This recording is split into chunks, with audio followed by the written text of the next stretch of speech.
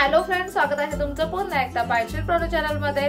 आज ना बाईटशीट प्रोनो मध्ये आपण एक आगळी वेगळी अशी रेसिपी घेऊन आलेलो आहोत। आता आपण बनवणार आहोत आज गोडाच्या पुऱ्या, पण त्या कशा बनवणार आहोत ते मी तुम्हाला सांगते। आता ना इथे या डब्यामध्ये आहे पाक। आता जेव्हा घरी आता सणसूद असतात तेव्हा ना आपल्याकडे रसगुल्ला किंवा गुलाबजाम खूप प्रमाणामध्ये येतात, तेव्हा गुलाबजाम खाल्ले जातात, रसगुल्ले खाल्ले जातात, पण त्यांचा हा अशा पद्धतीने जो पाक असतो तो घरी तसाच उरलेला असतो। मग हा पाक नेहमी टाकून द्यावा लागतो, कारण एवढा पाक आपल्याने खाणं होत नाही। तर ह्याच उरलेल्या पाकापासून आज आपण पुऱ्या बनवणार आहोत। चला तर मग अजिबात उशीर न करता आपण लगेचच रेसिपीला सुरुवात करूया। आता हा ना गुलाबजामचा पाक उरलेला आहे। आता या पाकापासून आपल्याला पुऱ्या बनवायच्या आहेत। आता आपल्याला पुऱ्या बनवायच्या आहेत, त्यासाठी आपण एक भांडं घेतलंय। त्या भांड्यामध्ये आपण ना गव्हाचं पीठ घेतलेलं आहे। आता तुमच्याकडे जितका पाक असेल त्या पाकाच्या अकॉर्डिंग हे गव्हाचं पीठ घ्यायचं। आपण इथं साधारणतः 2 मोठ्या वाट्या इतकं पीठ घेतलेलं आहे। त्यामध्ये किंचितसं मीठ टाकायचं आहे। हे ना मिक्स करून घेऊयात। आणि आता हा जो गुलाबजामचा उरलेला पाक आहे, या पाकामध्येच आपल्याला हे पीठ मळून घ्यायचंय।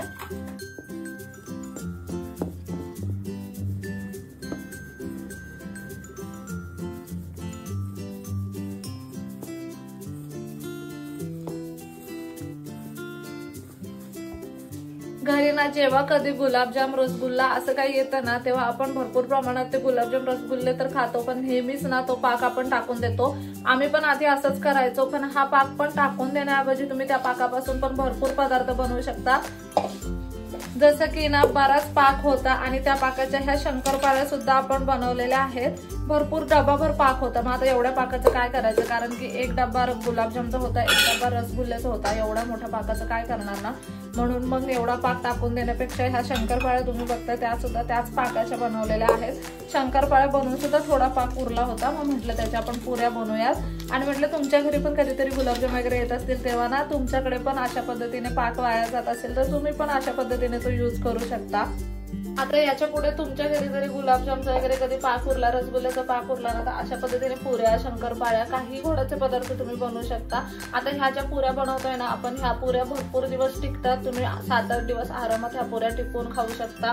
चहा सोबत नुसत्याच अशाच खायला सुद्धा छान लागतात। पूर्ण पाक इथे आपण वापरलेला आहे आणि त्या अकॉर्डिंग जसं गव्हाचं पीठ लागतंय तसं आपण इथे घेतलेलं आहे आणि तुम्ही पाहू शकता अगदी मस्त असं हे गव्हाचं पीठ आपण मळून घेतलेलं आहे। आता लगेचच ह्या पिठाच्या आपल्याला पुऱ्या लाटून घ्यायच्यात। आता हे पीठ बघताय तुम्ही किती घट्ट आहे। घट्ट मळून घ्यावं लागतं ना हे पीठ आपल्याला, एकदम अगदी घट्टसर असं पीठ मळून घेतलंय आपण इथे। आता ना आपल्याला पुऱ्या लाटून घ्यायच्यात।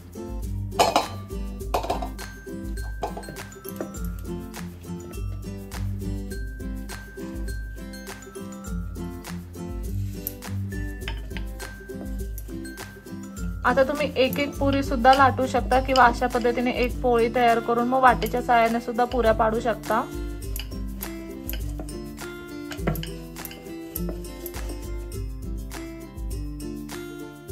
इथे आपण मस्त अशी पोळी लाटून घेतली। आता ना ह्याच्या पुऱ्या काढून घ्याव्या छोट्या छोट्या।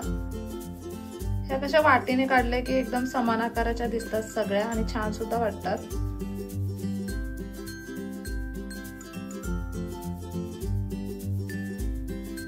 इथे तुम्ही पाहू शकता मस्त अशी जाडसर पुरी आपण लाटून घेतलेली आहे। अशा पद्धतीने आता सगळ्या पुऱ्या आपल्याला तयार करून घ्यायच्यात। इथे तुम्ही पाहू शकता मस्त अशा सगळ्या पुऱ्या लाटून झालेल्या आहेत। छान अशा जाडसरच आपण ह्या पुऱ्या लाटलेल्या आहेत आणि सगळ्यात इम्पॉर्टंट म्हणजे वाटीने ह्या पुऱ्या आपण बनवल्यात ना, त्याच्यामुळे सगळ्यांचा आकार सेम झालेला आहे। आता पुरी आपण तळून घेणार आहोत। त्यासाठी कढईमध्ये तेल टाकलंय, तेल छान असं गरम करून घेतलंय। आता पुऱ्या यामध्ये सोडूयात।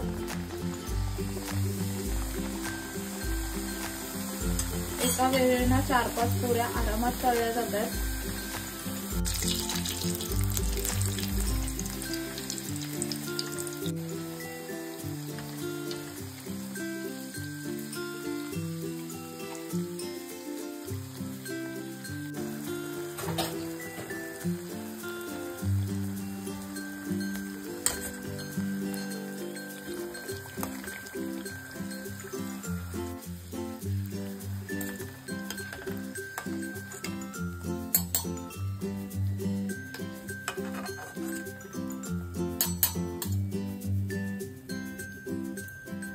इथे तुम्ही पाहू शकता अगदीच 2 मिनिटात ह्या पुऱ्या फ्राय होतात आणि अशा पद्धतीने तुम्ही ह्या झाऱ्यामध्ये काढल्यात ना तर तेल सुद्धा याच्यामध्ये अजिबात उरत नाही.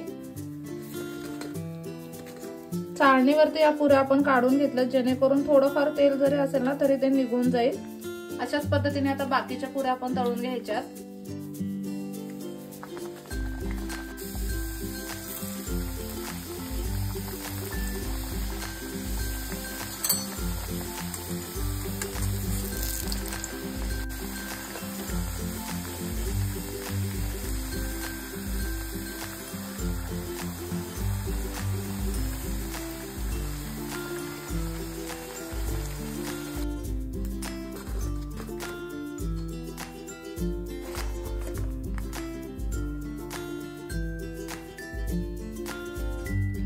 इथे तुम्ही पाहू शकता मस्त अशा ह्या सगळ्या पुऱ्या बनवून तयार आहेत.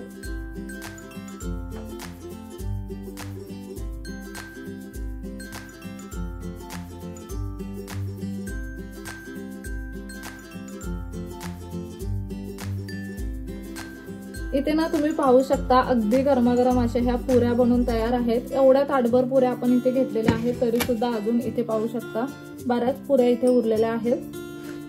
अशा पद्धतीने तुमच्या घरी जर गुलाबजामचा किंवा रसगुल्ल्याचा पाक उरला ना तर तुम्ही त्याच्यामध्ये शंकरपाळ्या ह्या अशा पद्धतीच्या पाकातल्या गोडाच्या पुऱ्या किंवा अजून बरेच गोडाचे पदार्थ आपण बनवू शकतो. शिरा वगैरे सुद्धा डेलीच्या आहारातला शिरा वगैरे सुद्धा तुम्ही यामध्ये बनवू शकता. रव्याचे लाडू आपण बनवू शकतो. खूप पदार्थ बनतात.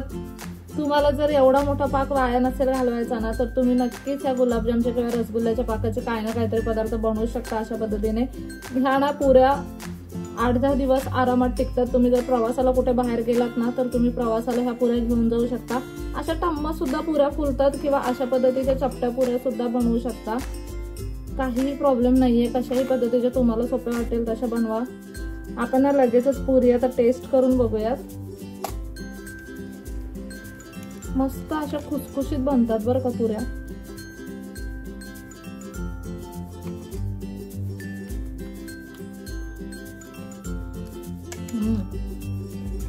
गोडाचं प्रमाण एकदम परफेक्ट झालं. खुसखुशीत पण झालं ना. नुसतं खायला किती छान लागतं. आपण जेव्हा कापण्या वगैरे करतो ना सेम तशा लागतात. चहा सोबत खायला पण भारी लागते. नुसते सुद्धा खाऊ शकता. एकदम छान लागतात. तुम्हाला कुठे लांबच्या प्रवासाला जायचं असेल 8-10 दिवसासाठी तर तुम्ही याच्यामध्ये तीळ वगैरे टाकून ह्या पुऱ्या करू शकता. तीळ पण छान लागते याच्यामध्ये. नुसत्या अशाच प्लेन जरी केल्या ना तरी सुद्धा छान लागतात. कमाल लागतात. 8-10 दिवस आरामात ह्या पुऱ्या टिकतात. गुलाबजामचा आणि रसगुल्ल्याचा पाक सुद्धा वाया जात नाही. सगळं प्रॉफिटेबल आहे. गव्हाच्या पिठाच्या बनवल्या त्याच्यामुळे पौष्टिक सुद्धा आहे. त्याला तुम्ही खसखस सुद्धा वापरू शकता. कशाही पद्धतीने बनवू शकता. ह्याच्यामध्ये अजून काय ऍड करायचं असेल खसखस ते सुद्धा ऍड करू शकता. चव अप्रतिम असते एवढं मात्र आहे. बिघडत अजिबात नाहीत. हे पण खूप खरं आहे. खूप सोप्या पद्धतीने बनतात. अजिबात बिघडत नाहीत.